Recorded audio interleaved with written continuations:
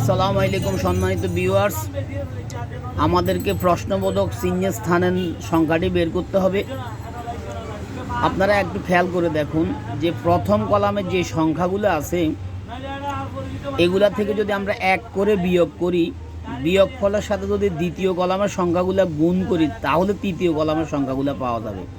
যেমন 8 থেকে 1 বিয়োগ গেলে 7 হবে, সেই 7কে 3 দিয়ে গুণ করলে 21 হবে।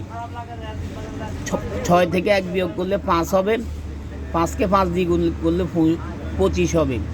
12 থেকে 1 বিয়োগ করলে 11 হবে, তাহলে 11কে 2 দিয়ে গুণ করলে 22 হবে। তাহলে আমাদের উত্তর হবে 22। অর্থাৎ ব্যাপারটা এইরকম